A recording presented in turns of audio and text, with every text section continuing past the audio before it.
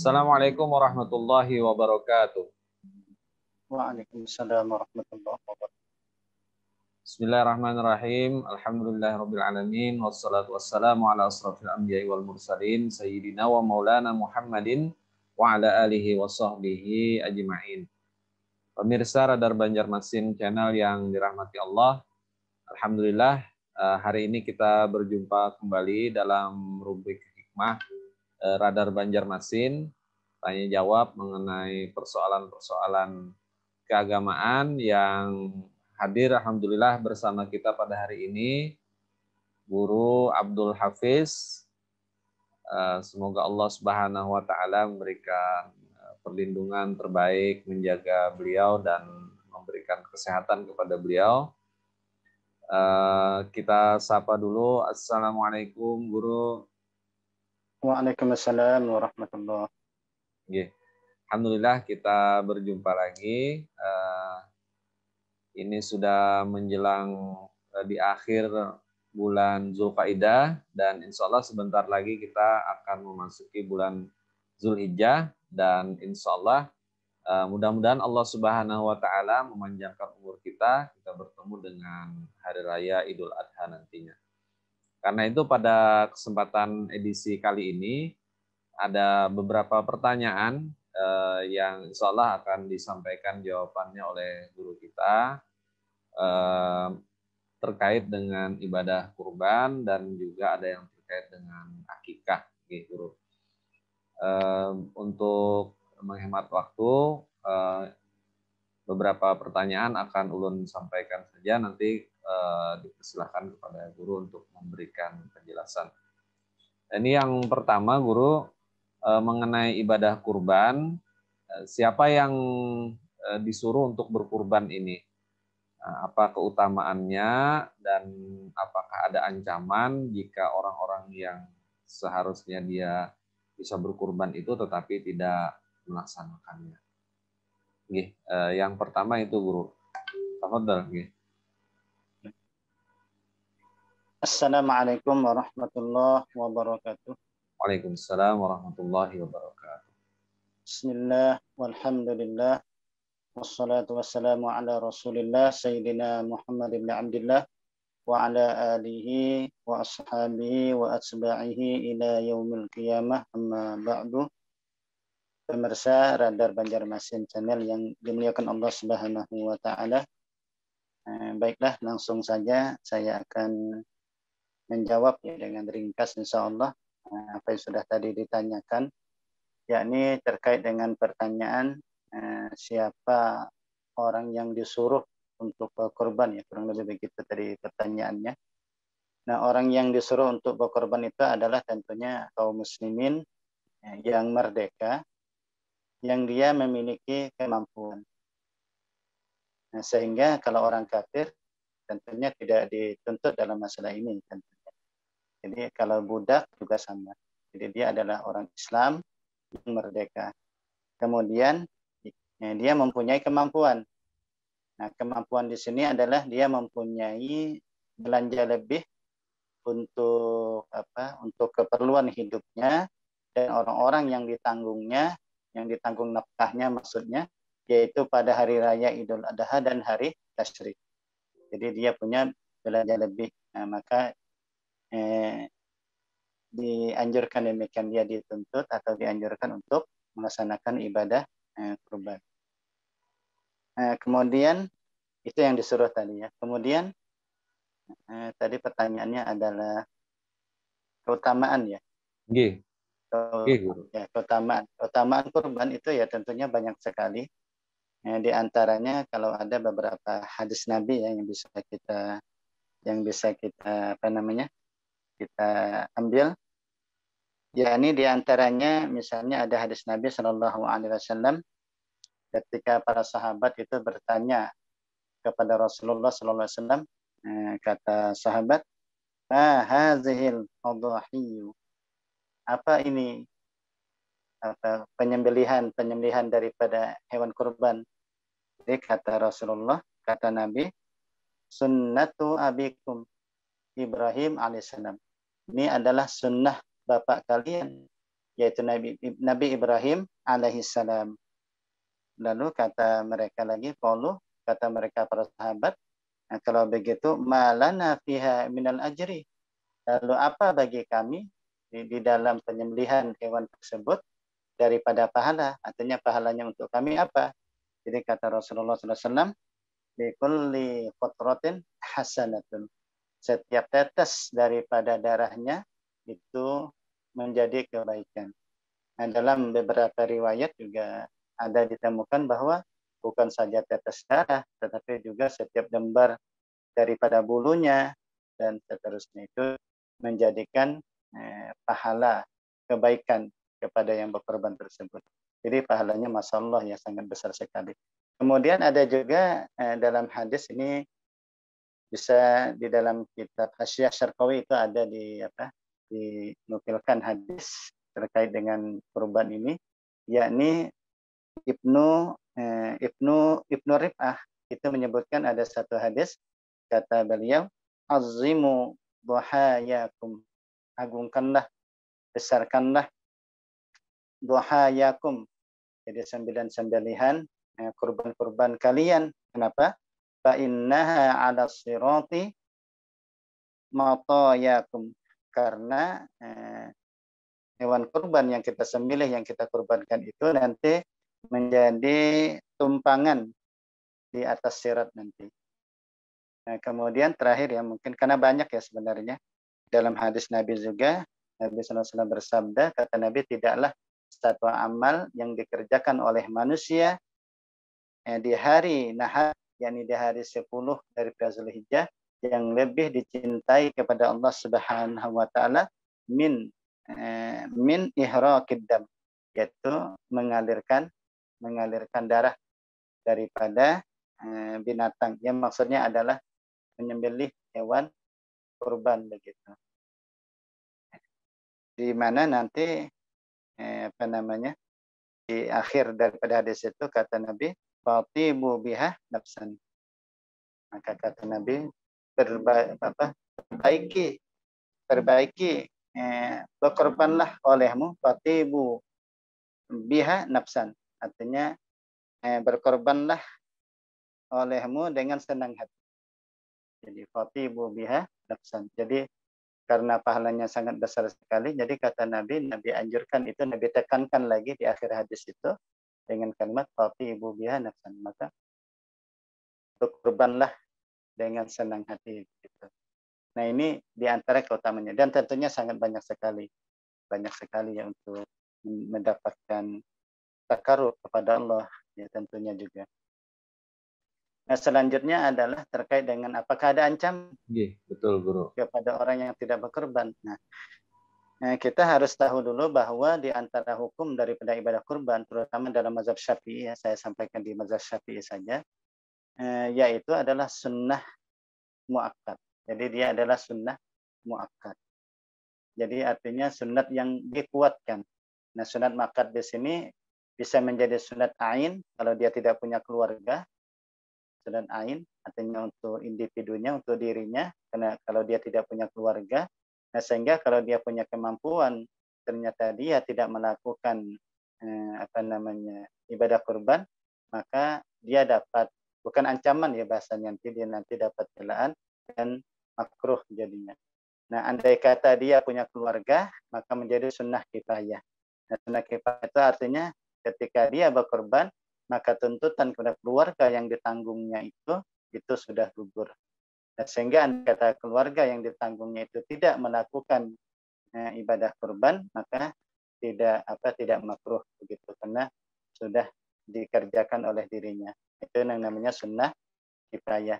Dan kesunahan ini bukan untuk satu kali seumur hidup, tidak, tetapi akan terulang setiap tahun kalau memang dia sudah memenuhi kriterianya, yaitu ada kemampuan begitu. Nah, jadi kalau dia tidak berkorban hanya dapat celaan saja, tapi bukan ancaman. Kenapa? Karena hukumnya sendiri adalah sunnah muakkad. Nah, berbeda mungkin bagi mereka yang menganggap bahwa hukum daripada menyembelih hewan untuk kurban itu adalah wajib, dan memang ada mazhab yang mengatakan ibadah kurban itu wajib. Namun di dalam mazhab Syafi'i hukumnya adalah sunnah. Dalam hadis Nabi SAW itu dinyatakan bahwa kata Nabi, man wajada sa'ah, barang siapa yang mendapati, yang memperoleh kelapangan rezeki, mempunyai kemampuan, falam yudahi, sementara dia yang diberikan kemampuan tadi tidak berkorban, tidak menyembelih hewan untuk berkorban, fala yaqrabanna musallana. Kata Nabi, jangan dekati tempat sholat kami ini. Nah, ini merupakan celaan kepada orang-orang yang tidak berkorban. Nah, tapi sebagian ulama ya, dengan hadis inilah mereka mengatakan wajib. Nah, sehingga kalimat fala yaqrabanna musallana mereka anggap itu adalah wa'idun, ini merupakan ancaman. Jadi kalau berbicara dalam mazhab Syafi'i, dia bukan ancaman, tapi dia adalah celaan. Kecuali tadi bagi mazhab lain yang mengatakan wajib, maka fala yaqrabanna musallana, jangan dekati tempat ibadah kami, tempat salat kami, itu menjadi ancaman untuk mereka karena memang hukumnya adalah wajib. Sekali lagi saya tegaskan berulang-ulang, dalam mazhab Syafi'i sekali lagi adalah hukumnya sunnah muakkad, sehingga tidak ada ancaman, tapi yang ada itu adalah celaan kepada mereka yang tidak berkorban, yang memiliki kemampuan. Demikian mungkin, wallahu a'lam. Alhamdulillah sangat jelas terkait pertanyaan tadi, yakni siapa orang yang berkurban, ya jelas kaum muslimin yang memiliki kemampuan. Kemudian di dalam mazhab Syafi'i tadi sunnah, sehingga ada banyak keutamaan-keutamaan, fadilah-fadilah yang disebutkan oleh guru kita, dan juga ada celaan, dan di mazhab yang lain itu ada menjadikan kurban ini adalah sebagai kewajiban. Kalau kewajiban berarti jika mampu tidak melaksanakan sudah berdosa. Baik guru, ini yang berikutnya pertanyaannya terkait dengan akikah, karena di masyarakat kita ini kan kalau ada akikah, ada kurban begitu. Nah, apakah antara akikah dan kurban ini harus dilaksanakan berurutan? Misalnya seseorang itu dia harus sudah akikah begitu, baru berkurban, atau bisa saja dia berkurban tanpa dia harus melihat misalnya apakah dia sudah melaksanakan akikah atau belum, karena bisa jadi usia sudah tua, informasinya juga sudah lupa begitu guru. Nah, bagaimana guru terkait dengan masalah berikutnya ini? Tafadhal. Baik, ini terkait dengan akikah dan kurban ya. Nah, jadi begini. Nah, sebenarnya yang pertama kita harus memahami dulu bahwa akikah dan kurban dalam mazhab Syafi'i itu sunnah. Jadi sama hukumnya, sunnah muakkad. Baik kurban maupun akikah. Ini dulu dasar pertama yang harus kita pahami. Itu satu. Kemudian yang kedua, dasar yang kedua harus kita pahami adalah antara akikah dan kurban itu kan antara tanggung jawab dan sebabnya itu berbeda. Maksudnya begini, kalau akikah maka itu adanya kelahiran anak. Jadi kita mendapatkan anak, di mana sunnahnya itu, ini sunnahnya juga, bila mendapatkan anak laki-laki maka 2 ekor kambing, kemudian jika anak perempuan maka 1 ekor kambing. Nah, ini dari dari akikah ya. Kemudian kalau kurban itu kalau masuk Zulhijjah, ya ini tepatnya 10 Zulhijjah sampai hari tasyrik. Nah, dari sini sudah ada beda sudah. Dari sisi sebabnya begitu. Jadi kalau kurban itu kalau hari nahar dan hari tasyrik. Berarti waktunya terbatas, hanya 4 hari, yaitu tanggal 10 Zulhijjah tambah 3 hari tasyrik. Nah, sementara kalau akikah tadi, kalau dia mendapatkan anak begitu. Kemudian yang selanjutnya ada tanggung jawab. Maksud tanggung jawab di sini adalah kalau akikah maka yang bertanggung jawab untuk mengakekah itu kan adalah orang tuanya. Ya, artinya bukan si anak, tapi orang tuanya sampai nanti balik. Sampai banding. Jadi tuntutan kesunahannya itu nanti tuntutan kesunahannya nanti itu adalah sampai balik. Nah, kalau sudah balik, maka ya orang tua sudah tidak dituntut lagi begitu. Nah, nanti kalau dia sudah dewasa, sudah balik, maka dia bisa memilih apakah dia akan mengakekahi dirinya sendiri atau tidak. Itu adalah pilihan. Tapi alangkah baiknya tentunya dia akan mengakekahi dirinya sendiri. Jadi begitu ya. Kemudian kalau kurban, maka tanggung jawabnya itu adalah si yang berkorban itu sendiri, yang akan berkorban itu sendiri, yaitu baik dari dia menyembelih sendiri atau dia wakilkan atau dia ingin berkorban di daerahnya atau bagaimana dan membagikan dan seterusnya. Nah, jadi oleh karenanya melihat dari sisi itu, nah maka sebenarnya tidak ada yang mau kita dahulukan atau kita dudukan. Kalau menurut saya itu tergantung situasi kondisi. Misalnya begini maksudnya. Kalau misalnya ya kita mendapatkan rezeki ya, kita dapat rezeki. Kemudian dapat rezeki ini misalnya anggaplah dapat rezeki anak. Nah, anak itu misalnya dia dilahirkan di bulan Muharram misalnya. Di bulan Muharram. Ya, karena kan masih lama ini untuk ibadah kurban. Ya sudah, dia dapat rezeki anak dan dia dapat rezeki harta, maka silakan dia untuk berakikah. Jangan sampai udah ini nanti dulu lah duitnya disimpan untuk korban ya. Tidak juga begitu. Nah, lain hal misalnya yang jadi problem itu mungkin adalah yaitu ketika sudah masuk bulan Zulhijjah, apalagi ini mau kurban, lalu dia mendapatkan rezeki. Nah, dalam waktu yang bersamaan, dia juga misalnya mendapatkan anak. Anaknya itu belum dia akekahi. Jadi kan ada dua ini. Sementara dirinya ingin berkorban, tapi satu sisi dia dapat anak yang mesti diakekahi di waktu kurban ini. Misalnya lahir anaknya ini di hari di satu Zulhijjah, 3 Zulhijjah misalnya, atau 3 Zulhijjah misalnya. Berarti kan kalau kita tarik ke 7 hari, berarti pas nanti mau tasmiahkan, mau akekahkan hari yang ke-7, yakni pas 10 Zulhijjah. Misalnya begitu. Nah, ini bagaimana ini persoalan ini? Nah, maka kita lihat lagi. Kalau memang misalnya kan kalau akekah kan waktunya bisa digeser. Bisa ke 7, bisa ke 14, bisa ke 21. Nah, kalau memang dia punya rezeki bisa untuk kurban dan bisa untuk akekah, maka laksanakan keduanya. Yakni dia menyembelih kambing untuk kurban misalnya, dan dia nanti menyembelih kambing untuk akekah. Nah, kalau misalnya mesti salah satu, mana yang didahulukan, begitu. Nah, maka sebenarnya tidak ada juga yang didahulukan. Apakah dia mau kurban atau dia mau akekah. Kalau misalnya dia gunakan untuk kurban, karena kurban ini waktunya sangat terbatas, hanya 4 hari dibatasi, maka sambil dia berdoa kepada Allah, ya mohon rezeki, nanti dia akan akekah. Andai kata dia mendahulukan akekah, ya nanti sambil berdoa kepada Allah, mudah tahun depan dia bisa berkorban. Atau ini bagus ya. Ataunya ini insya Allah ini solusi. Atau kalau memang dia bisanya salah satu saja, maka ambillah pendapat yang mengatakan boleh menggabungkan niat kurban dan akekah. Yaitu pendapat dari Imam Ar-Ramli.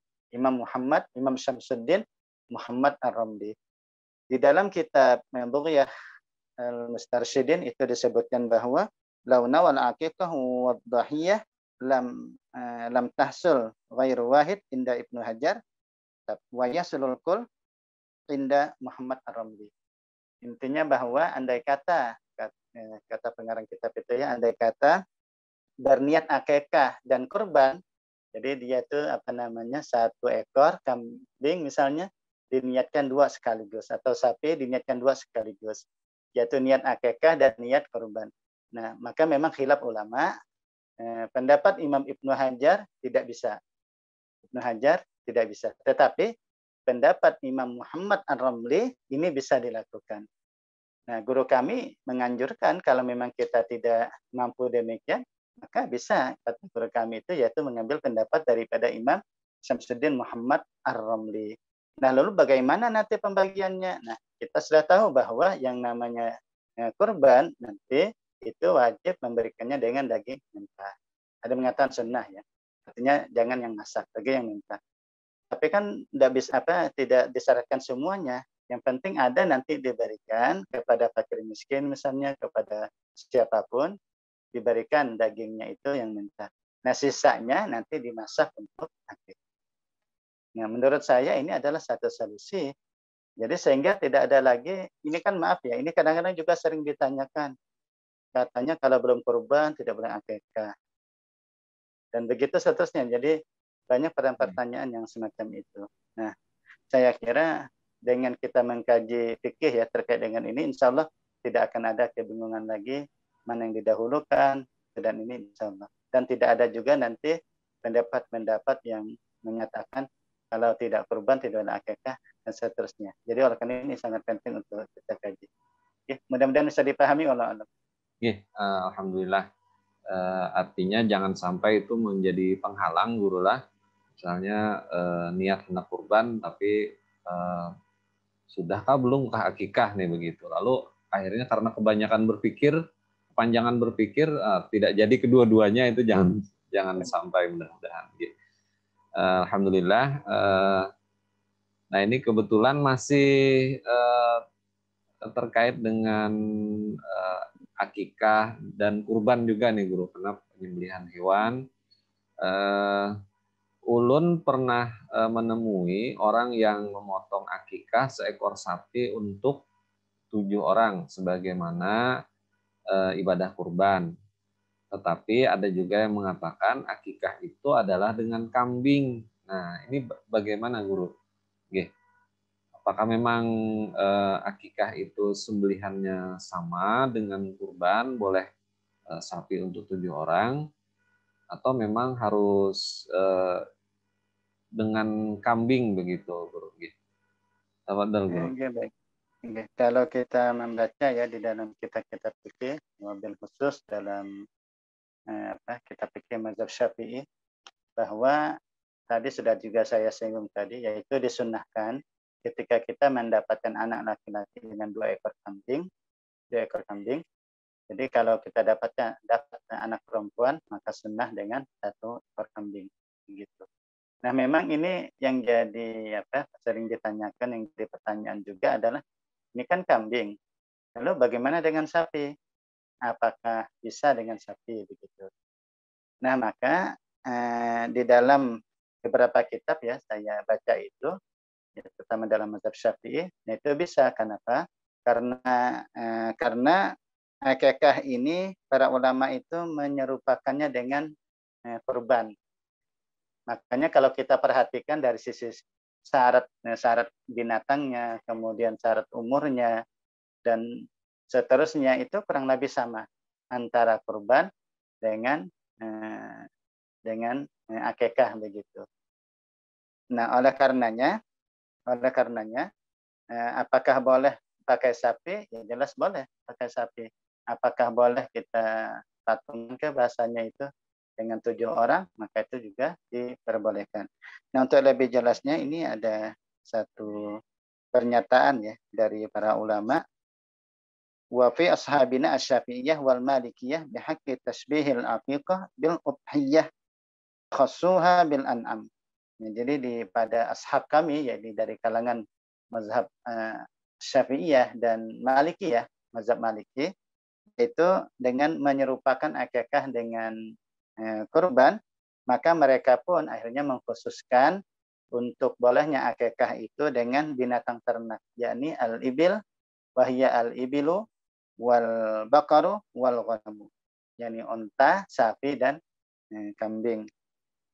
Nah, kemudian di mazhab Syafi'i sendiri, karena disamakan dengan kurban, maka mereka menjadikan untuk unta 7, kemudian sapi boleh 7, kecuali kambing. Kalau kambing kan memang tidak bisa ya.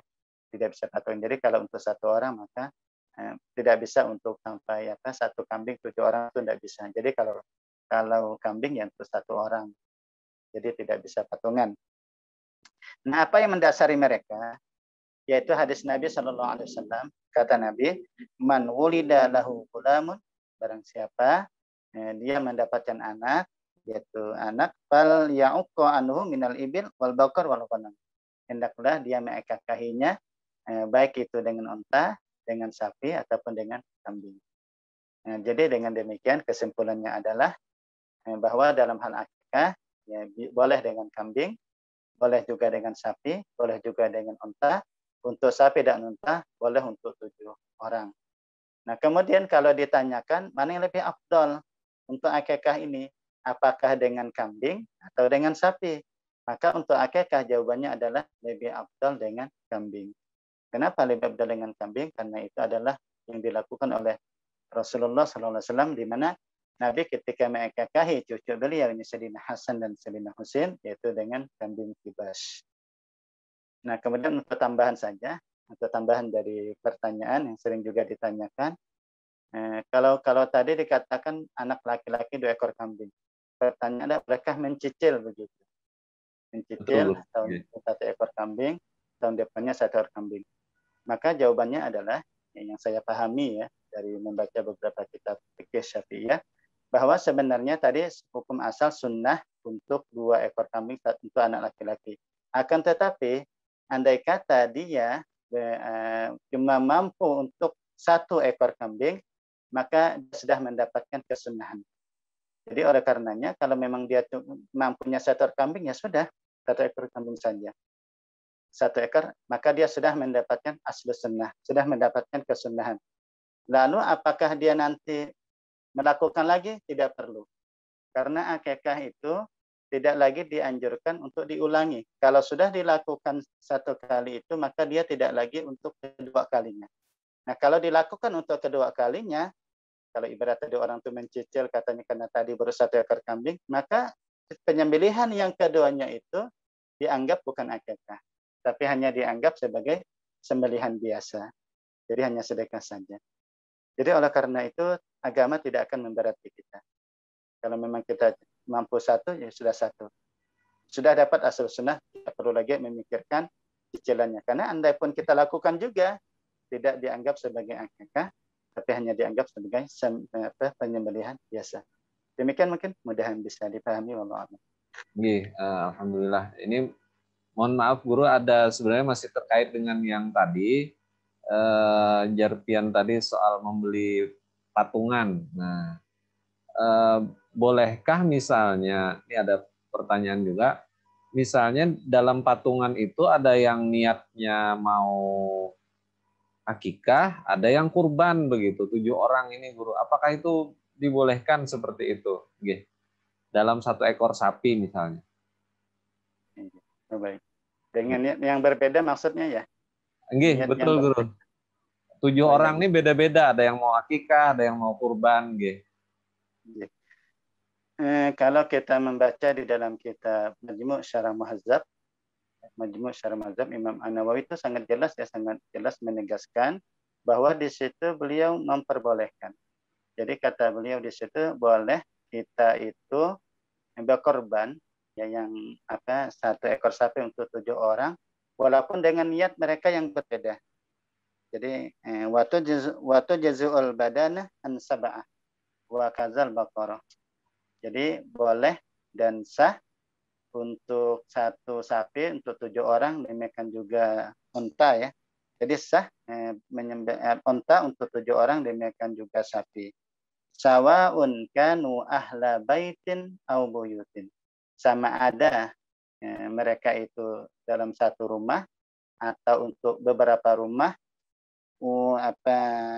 Wasawa'un kanu muqarribina biqurbah muttafiqah atau mukhtalifah, sama ada mereka itu niat untuk takarrub baik dengan niat yang sama atau dengan ibadah yang berbeda-beda, wajibah atau mustahabah, baik itu wajib ataupun sunnah, am kana ba'duhum yuridul lahma Atau mungkin bahkan sebagian mereka cuma hanya sekedar untuk makan-makan, untuk mengambil dagingnya saja, boleh jadi untuk makan-makan keluarga. Nah, maka menurut Imam An-Nawawi dalam kitab Majmu' Syarah Muhadzab itu diperbolehkan. Jadi misalnya ada sapi ya, ada sapi yang disembelih untuk 7 orang, yang satunya niatnya adalah untuk kurban, yang satu niatnya adalah untuk untuk akikah, yang satunya tadi niatnya untuk sekedar makan-makan keluarga. Berarti dia kan bukan takarub ini, bukan takarub ya, karena makan-makan keluarga kan bukan takarub. Nah, maka kata Imam Nawawi ini diperbolehkan dan sah sesuai dengan niat mereka masing-masing, begitu. Dan sah. Jadi tetapi ada mazhab lain, ya, mazhab Abu Hanifah. Kalau mazhab Abu Hanifah itu kalau tidak niat takarub saja yang tidak diperbolehkan. Jadi kalau niat bukan takarub, misalnya hanya sekedar untuk makan-makan saja, untuk mengambil dagingnya saja, untuk dijual, apalagi misalnya, maka itu tidak diperbolehkan. Tapi dalam mazhab Syafi'i itu boleh. Dalam mazhab Syafi'i, walaupun tidak takarub di situ. Kan untuk mengambil daging yang sudah tadi dibacakan ya, tadinya di dalam kitab Majmu' secara Muhadzab. Nah, cuma nanti untuk pembagian tetap bagi yang punya niat untuk kurban, ya, kurban, apalagi nanti di situ ada kurban wajibnya, ya, karena dia nazarkan mungkin, maka dagingnya diberikan mentah dan masak. Bagi yang akikah, maka bisa mentah, tapi yang lebih utamanya adalah dimasak begitu. Dan begitu seterusnya, insyaallah. Mudah-mudahan bisa dipahami oleh Allah.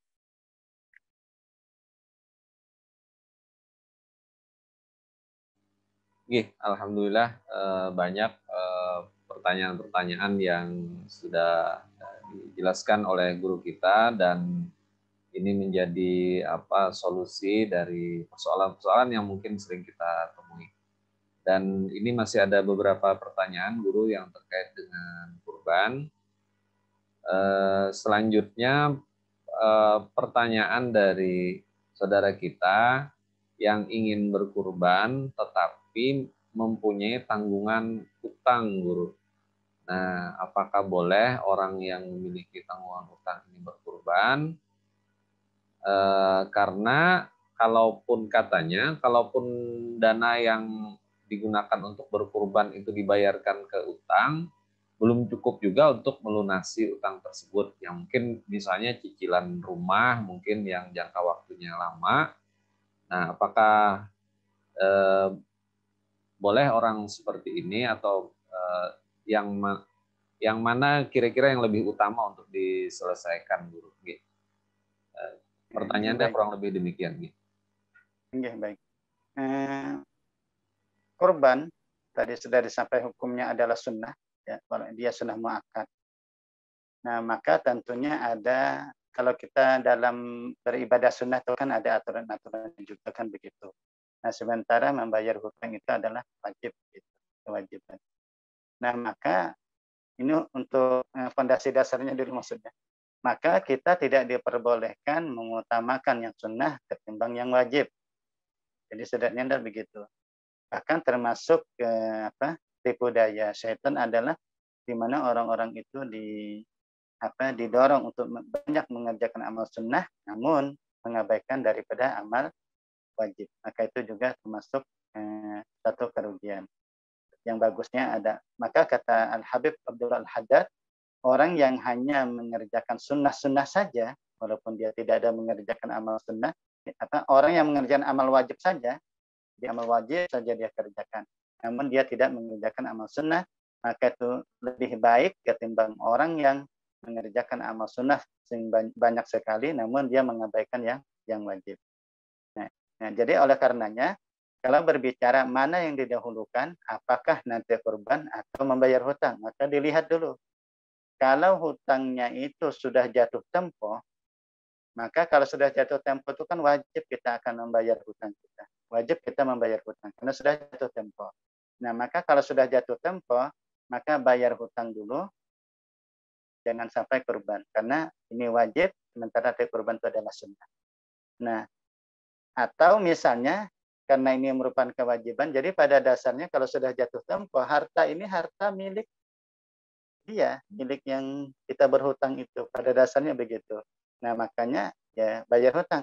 Atau kalau kita ingin berkorban juga, ya kita sampaikan kepada yang kita berhutang itu. Misalnya, maaf, saya ini sangat rindu sekali berkorban.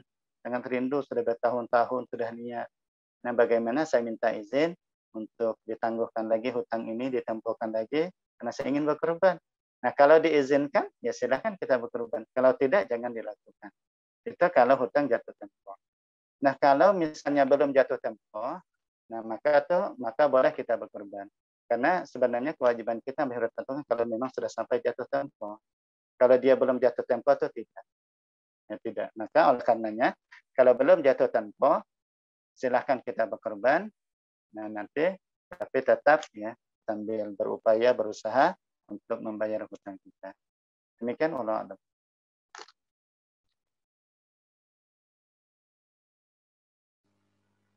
Eh, jadi intinya karena ini utang urusannya dengan manusia, jadi kita harus kalau dia sudah jatuh tempo maka harus dikomunikasikan. Nah, sedangkan urusan takarrub dengan Allah Subhanahu wa taala ini tadi kan eh, kalau yang utama yang wajib karena ketika jatuh tempo bayar utang tadi wajib gurulah. Nah, sementara udhiyah tadi atau berkurban tadi adalah sunnah. Selanjutnya salah ada eh, tiga lagi nih guru, ada tiga pertanyaan lagi. Eh, eh, Bagaimana cara membagi daging kurban dan siapa saja yang berhak menerimanya? Apakah boleh diberikan kepada tetangga yang non Muslim, guru? Gitu. Kira-kira demikian pertanyaan. Ya, untuk memberikan daging kurban, ya, saya ada menulis fikih kurban ya, ada saya tulis di dalam buku fikih kurban. Tapi mohon maaf, memang tidak dicetak, hanya sekedar menulis saja. Ada fikih kurban itu ada saya tulis dari definisinya dan seterusnya ini. Kalau banyak persoalan yang sering ditanyakan juga sudah saya tulis. Dan ini memang sering ditanyakan juga. Kadang-kadang tiap tahun bila sudah masuk Zulhijjah mau kurban itu selalu ada pertanyaan begitu. Karena ya ada juga nanti tetangga. Karena kebetulan di tetangga kami juga ada yang muslim juga, ada non muslim juga, makanya biasanya sering ditanyakan nih kayak apa Ustaz, apakah kita beri kayak itu dan seterusnya. Jadi sudah saya tulis di buku fikih kurban. Intinya begini, bahwa untuk daging kurban dalam mazhab Syafi'i dia hanya boleh diberikan kepada kaum muslimin. Hanya boleh diberikan kaum muslimin, baik itu orang fakir miskin maupun orang kaya. Jadi beda kalau zakat kan, kalau zakat orang kaya tidak bisa. Tapi kalau untuk kurban siapapun bisa. Bisa diberikan kepada fakir miskin atau kepada orang kaya dari kalangan kaum muslimin. Nah, cuman nanti bedanya adalah kalau orang fakir miskin, dia kalau sudah kita berikan daging kurban kepada fakir miskin, maka fakir miskin boleh mentasarufkan kayak apa aja. Untuk dia makan, untuk dia berikan, untuk dia sedekahkan, untuk dia jual sekalipun tidak diperbolehkan. Nah, berbeda dengan orang kaya, kalau kita beri daging kurban, maka orang kaya tersebut tidak boleh menjual daging kurbannya itu. Dia hanya boleh mensedekahkan atau untuk dia makan. Bedanya orang kaya miskin, dia boleh untuk menjual kembali daging kurban yang dia dapatkan. Gitu. Nah, lalu bagaimana kalau kita berikan kepada non-muslim, kepada orang kafir? Nah, maka dalam mazhab Syafi'i itu tidak diperbolehkan. Tidak sah, malah bahkan andai kata kita berikan kepada orang kafir misalnya, maka wajib diganti senilai atau seukuran yang kita berikan kepada orang kafir tadi. Misalnya kita berikan 0,5 kilo misalnya kepada orang kafir, maka wajib diganti seukuran itu 0,5 kilo, nah, kemudian kita berikan kepada orang Islam begitu. Tapi kalau mazhab Hambali itu diperbolehkan. Kalau mazhab Hambali ya. Kalau ini tadi mazhab Syafi'i. Nah, kenapa di mazhab Syafi'i itu tidak diperbolehkan? Di antaranya adalah ibadah kurban itu adalah berhajat kepada niat. Sementara orang kafir sendiri bukan ahlun niat begitu. Sementara kalau di mazhab Hambali itu diperbolehkan karena mereka menganggap ibadah kurban itu adalah ibadah sosial kemasyarakatan Nah, sehingga siapapun bisa menikmati karena ibadah sosial kemasyarakatan. Hanya bedanya di situ ya. Nah, kalau saya dikembalikan, kalau menurut pendapat Ustaz bagaimana? Ya saya karena lebih cenderung ke mazhab Syafi'i, ya tentunya saya mengikuti pendapat itu, ini tidak boleh. Andai kata terlanjur diberikan maka wajib diberikan. Demikian mudah bisa dipahami.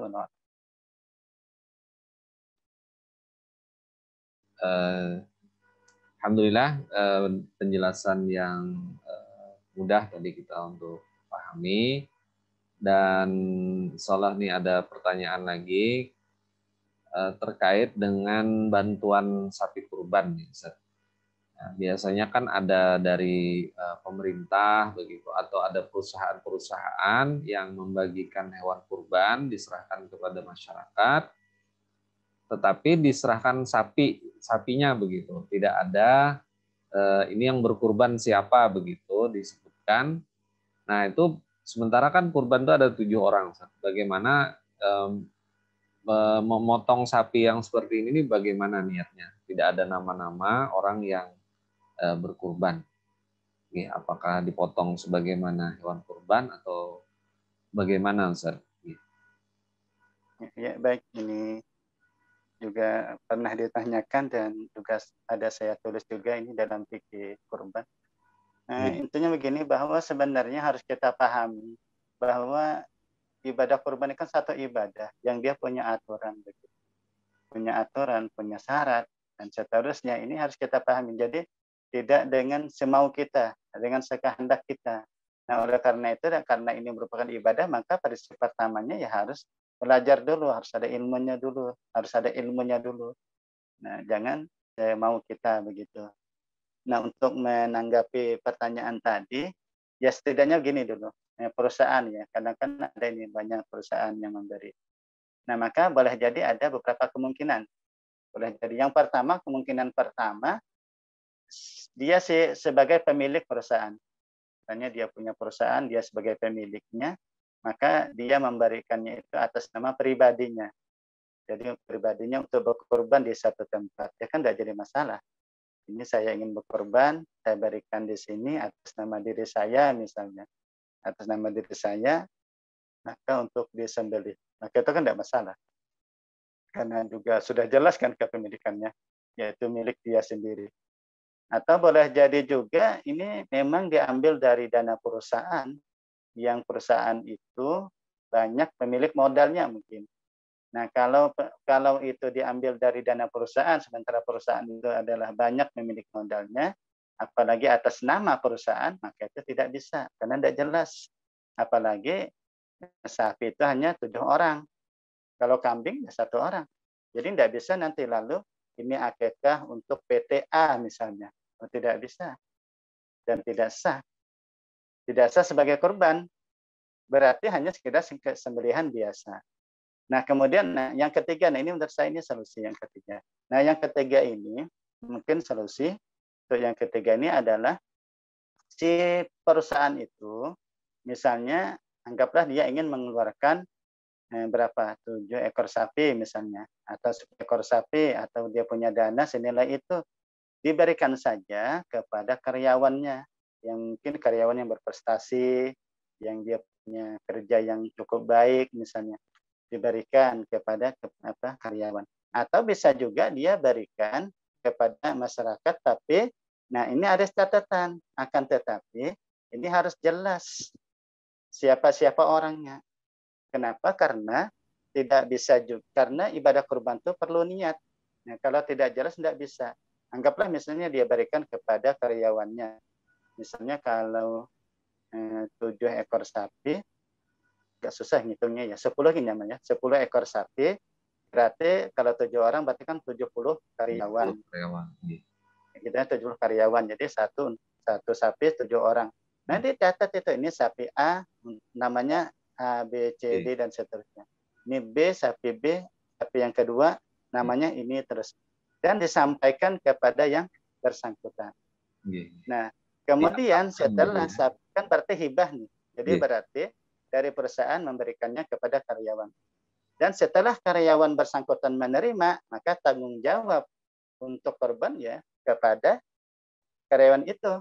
Misalnya dia menghadiri penyembelihan, atau dia ingin menyembelih sendiri, atau dia mendapatkan dagingnya, atau dia ingin menyembelih di mana di tempat dia misalnya, dan seterusnya. Nah, sehingga dalam penyembelihan nanti akan disebutlah nama-nama yang sudah disebutkan.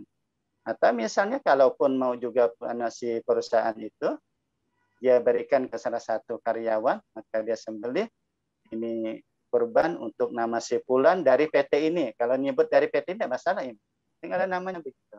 Jadi dengan demikian kesimpulannya adalah harus jelas begitulah. Harus jelas, jangan abu-abu. Kalau abu-abu tidak bisa. Apalagi yang terjadi menyembelih atas nama perusahaan, atas nama pemerintah, atas nama kabupaten kota, atas nama sekolah.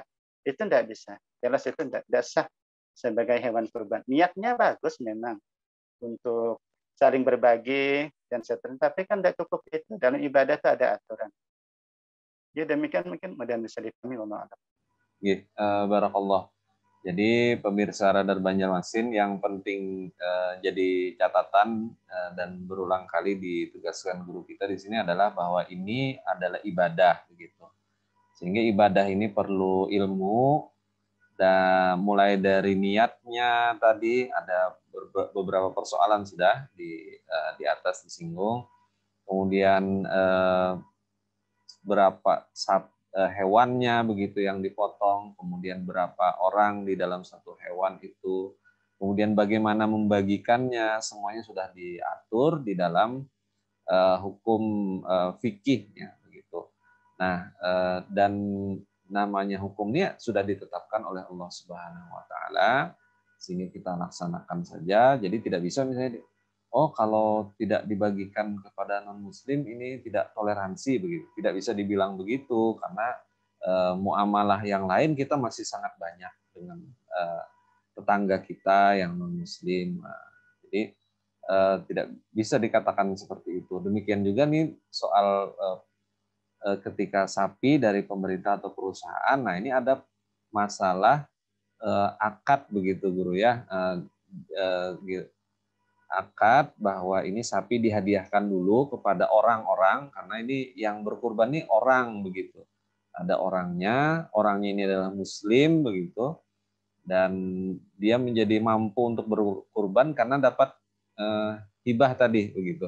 Ada dia punya sapi, akhirnya dia bisa berkurban. Nah, disembelih dengan nama dia sebagai pekurban. Nah, insyaallah. Dan ini yang terakhir guru, terkait dengan arisan kurban. Ini betul-betul arisan kayaknya. Karena begini, di sebuah kantor ini para karyawan menggelar arisan kurban, niatnya untuk kurban dengan iuran yang bisa terjangkau setiap bulan, agar setiap tahun ada siar kurban di kantor tersebut begitu. Nah, tetapi siapa yang akan berkurban itu di dalam tahun itu nanti diundi begitu. Dia tidak pembayaran setiap bulan tuh memang satu orang tidak mencukupi untuk jatah satu bagian membeli sepertujuh begitu, sepertujuh membeli sapi. Jadi misalnya 50.000, kalau satu tahun kan berarti hanya terkumpul sekitar 600.000 begitu. Belum bisa lagi, tetapi karena orangnya banyak, nah jadi bisa akhirnya terkumpul. Tetapi ada orang yang kumpulan itu berkurban, ada yang tidak tahun itu begitu. Siapa yang berkurban diundi. Nah, niatnya ini supaya tetap setiap tahun ada syiar pemotongan hewan kurban di instansinya tersebut. Nah, ini bagaimana guru? Apakah boleh seperti ini atau bagaimana? Tafadhol. Oke, baik. Bismillah.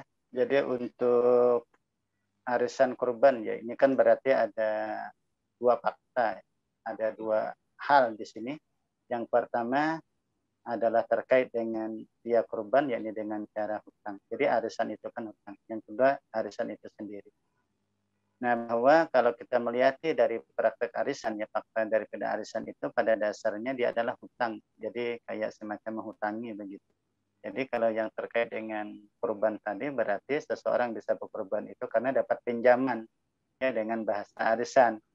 Karena dia cuma dapat 600.000 karena dari si A, si B, si C anggota-anggota itu kan akhirnya terkumpul. Pada dasarnya yang dapat, misalnya si Fulan dapat undian. Berarti si Fulan itu berhutang dengan teman-temannya anggota arisan itu. Ini kan hutang. Nah pertanyaannya adalah apakah boleh kita kurban dengan cara hutang? Maka ada dua pendapat di sini. Ada yang mengatakan diperbolehkan, ada yang mengatakan tidak. Ada yang mengatakan diperbolehkan, ada yang mengatakan tidak. Nah, baiklah kalau memang kita bisa mengikuti pendapat yang memperbolehkan, yakni boleh kita berkorban walaupun dengan cara hutang. Nah, maka tinggal yang kedua adalah tentang arisan itu sendiri adalah hutang. Maka berlakulah hukum daripada hutang itu sendiri. Nah, jangan sampai ada unsur riba di situ dan seterusnya.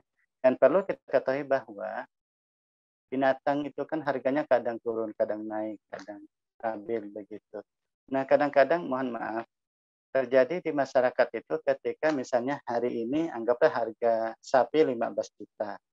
15 juta.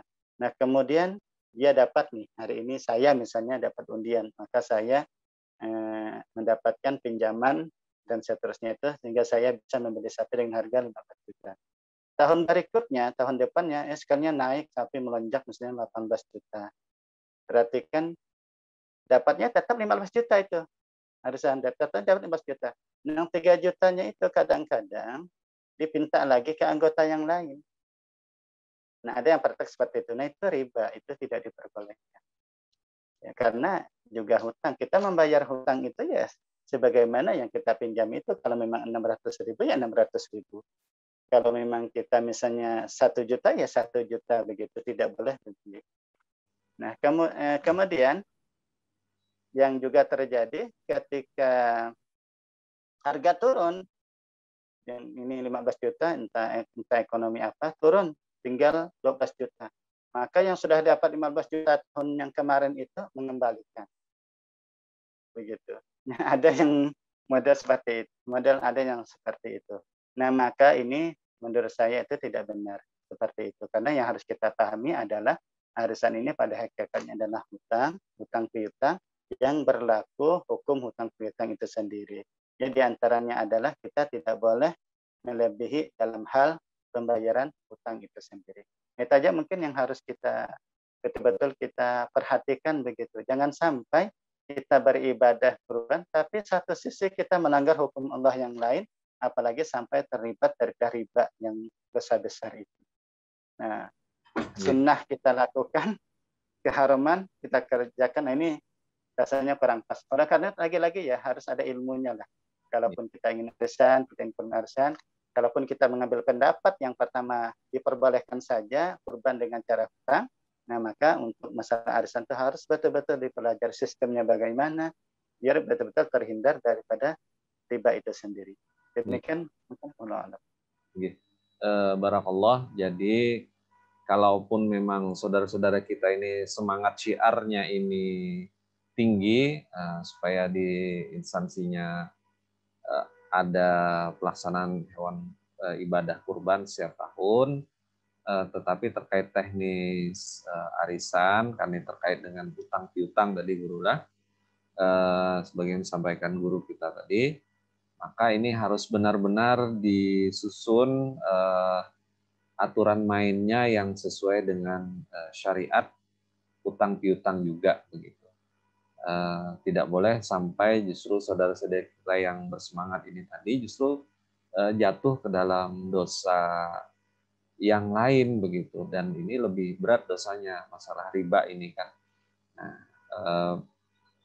insya Allah bisa bisa dipahami dari penjelasan guru kita. Kalaupun misalnya ada yang masih ingin diperjelas lebih teknis, nanti kalau guru bersedia Artinya ini bagaimana supaya jangan sampai terjebak ke dalam masalah riba tadi. Kalau secara mudahnya berarti tadi guru setiap tahun misalnya arisan itu terkumpul dana misalnya 15 juta. Nah, tahun depan juga harus tetap 15 juta. Kalaupun misalnya sapi itu lebih mahal, berarti itu yang menambah kekurangannya adalah 7 orang yang berkurban. Nah, Ya, yang kurban aja ya. G.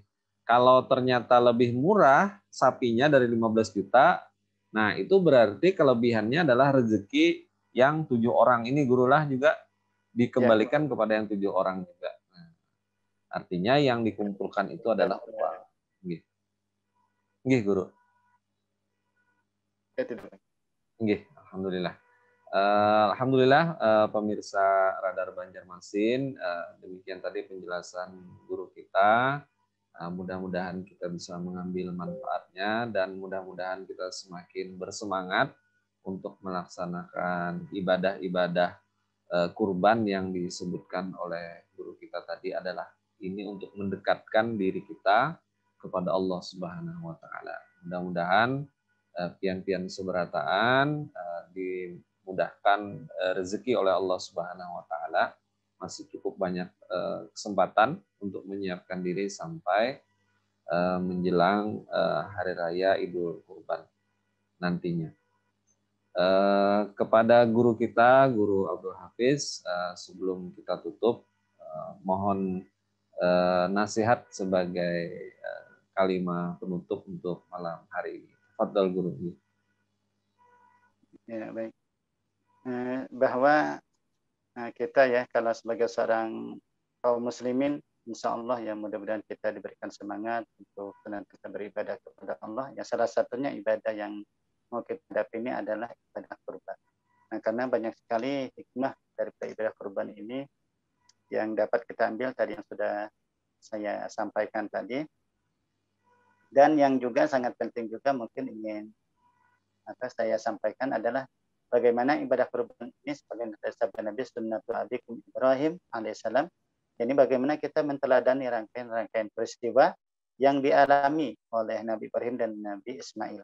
Bahwa yang dikorbankan itu tidak boleh manusianya, tetapi sifat-sifat kebinatangan, maaf ini tanda kutip, sifat-sifat kebinatangan yang ada pada diri manusia, seperti rakus, kemudian punya ambisi yang tidak terkendali, ya, kemudian ingin jabatan dan macam-macam, kekuasaan dan macam-macam, menindas zalim, kan ini kan sifat-sifat kebinatang ini harus kita hilangkan dalam diri kita.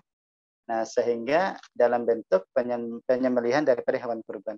Nah, oleh karena itu Allah Ta'ala berfirman, apa kata Allah? Lan yanalallaha luhumuha wala dima'uha. Sekali-kali Allah itu tidaklah mencapai akan Allah dagingnya, tidak juga darah-darahnya, tetapi walakin yanalhu taqwa. Tapi orang yang ingin mencapai kepada Allah Ta'ala, mencapai ketakwaan kepada Allah Ta'ala itu adalah dengan takwa kepada Allah. Kita ingin Allah itu hanya menilai dari sisi takwanya, bukan dari sisi dagingnya, bukan dari sisi darahnya. Sekali-kali Allah tidak memandang dagingnya, tidak memandang darahnya, tidak. Tetapi bagaimana takwa. Ini penting. Untuk apa kita berkorban? Nah, untuk apa kan begitu? Ini yang harus kita teladani daripada cerita daripada Nabi Ibrahim dan Nabi Ismail alaihi wassalam. Nah, mungkin itu aja mungkin untuk nasihat terutama bagi diri saya sendiri, yang kita berharap kepada Allah mudah-mudahan kita diberikan keteguhan iman, sehingga kalau kita diberikan harta oleh Allah, punya kelebihan rezeki, maka senantiasa kita untuk mendekatkan diri kepada Allah, kita ingin berkorban dengan niat takarub kepada Allah Subhanahu wa taala. Dengan begitu maka kita akan sampai ya, kepada Allah Subhanahu wa ta'ala. Dan tentunya banyak hikmah yang lain. Demikian, kalau ada salah mohon maaf. Dari saya, hadanallahu ajmain. Wassalamualaikum warahmatullahi wabarakatuh. Waalaikumsalam warahmatullahi wabarakatuh. Sekali lagi kita ucapkan terima kasih yang sebesar-besarnya kepada guru kita, Guru Abdul Hafiz, atas jawaban-jawaban beliau, dan mudah-mudahan memberikan hikmah dan pelajaran bagi kita. Ulun pribadi selaku pembawa acara pada malam hari ini, mohon maaf apabila ada kekurangan dan kekhilafan. Jangan lupa juga tonton video-video hikmah kita di channel Radar Banjarmasin. Silahkan di like, kemudian di share kepada saudara-saudara kita yang lain untuk sama-sama bisa mengambil hikmah dan pelajarannya. Juga di subscribe channel kami Radar Banjarmasin untuk mendapatkan informasi video-video terbaru dari Radar Banjarmasin. Terima kasih Guru. Ulun tutup untuk malam hari ini. Dan Allah wa iyyakum ajmain. Wabillahi taufiq wal hidayah wa ridwaul inayah. Assalamualaikum warahmatullahi wabarakatuh. Waalaikumsalam warahmatullahi wabarakatuh.